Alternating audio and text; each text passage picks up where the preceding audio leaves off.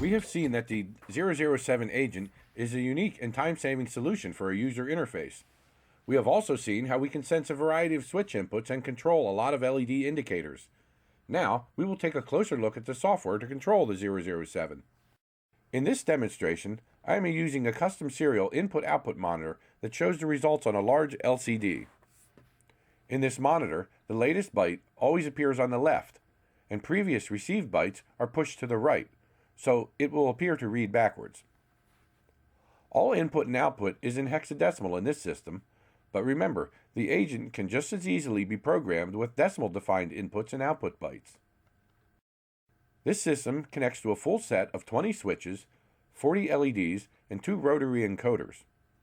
To make it easy, it was built using a pair of 8630s and a 4820 for the switches and the LEDs, and a 6602 for the encoders. As we have seen in the previous video, the actual hardware can be any type of switches and LEDs in different types and colors. Let's look at data coming in from the agent to your host. This data is always in response to a switch or encoder being moved. When the first switch is pressed, the results in the monitor show 2 bytes received.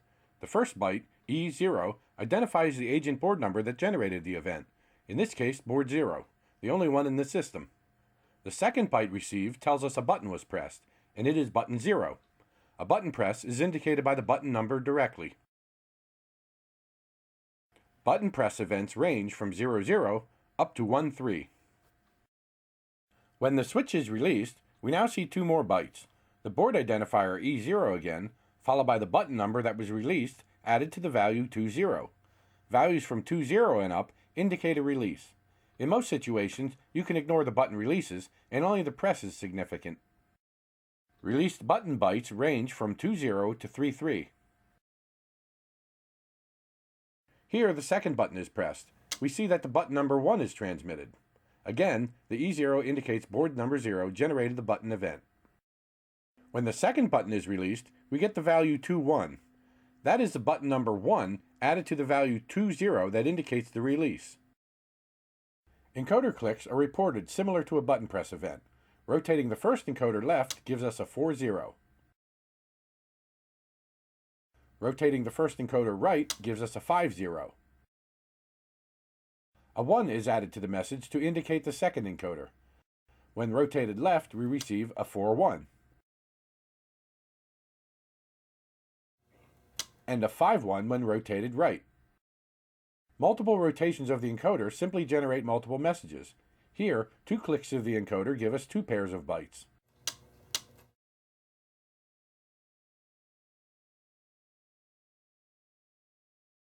We will now look at data your host sends to control the agent and its outputs.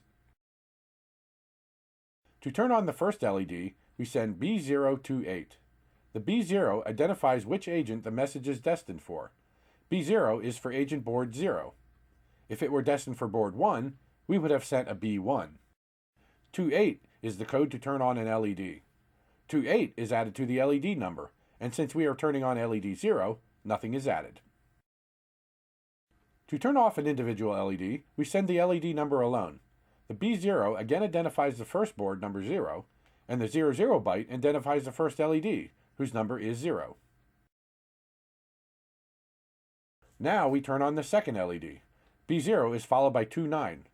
The 29 is created from the 28 on value plus 1 for the LED number 1. We turn off the second LED by sending B0 for the board number and the LED number alone, which is 01. The values for LED off range from 00 to 27. Here we turn on the 9th LED, which is a green LED using the command B030. The value 30 is the LED number 8 added to the 28. In hex, 28 plus 8 equals 30. The values for LED on range from 28 to 4F. The agent can rapidly flash an LED on its own. We send the B0 and the value 79 to rapidly flash the second LED. The 78 is a fast flash message, added to the LED number 1. If we add the hex value 50 to the LED number, we will get a slow flash. Here, we send the value 52, which is the 50 plus 2 for the LED number. We can turn on and off a whole group of 8 LEDs at once with the following message. The first byte, B0, identifies the board again. D0 indicates the message is for the group of LEDs, and the third byte is FF. It's the bit pattern to turn on all 8 LEDs of the group, which are the red LEDs in this design. We can turn on the second group of LEDs, which are green with the message B0D1 and the bit pattern FF. Now, let's change the pattern of green LEDs so that only the first and last green LEDs are on. To do so, we send the B0, D1, and the pattern bits 8-1.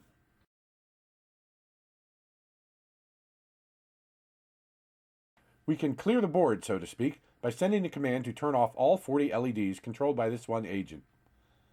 Here we send the B0 byte followed by C0, and all LEDs go dark. We could also turn on all 40 LEDs at once using the command B0CF. Let's take a look at the LED indicators on the Agent 007. They are very useful in debugging and confirming the serial message chain. When we send a message to the board B0, we see that the agent has detected a valid message for this board by flashing the red RX LED. That's a good indicator that the messages are being sent from the host and being understood by the agent.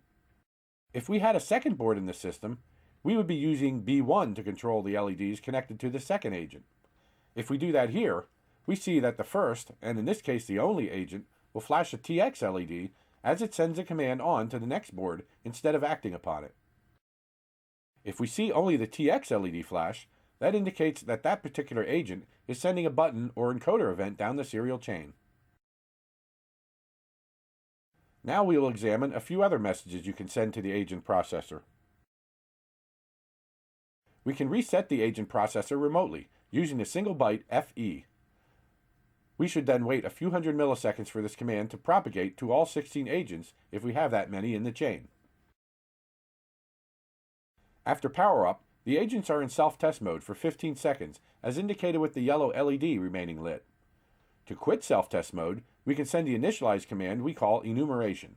This will take the processor out of self-test, turn off the yellow LED, and cause them all to assign themselves a board address, starting from 0 up to 15.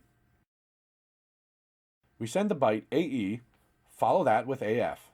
The agents will respond with a message showing all the board types discovered in the serial chain and the mode setting of each, just in case you want to confirm the configuration. Otherwise, you can ignore it. The click feel relay activates for each button press but not release. We can activate it in software without human intervention by sending the byte CC. We can tell all the agents to not use the click feel by sending the byte C1.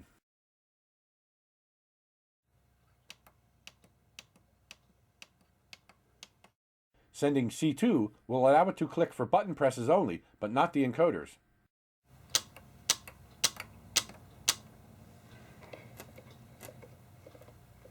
And C4 will allow it to operate with the button presses and encoder rotation.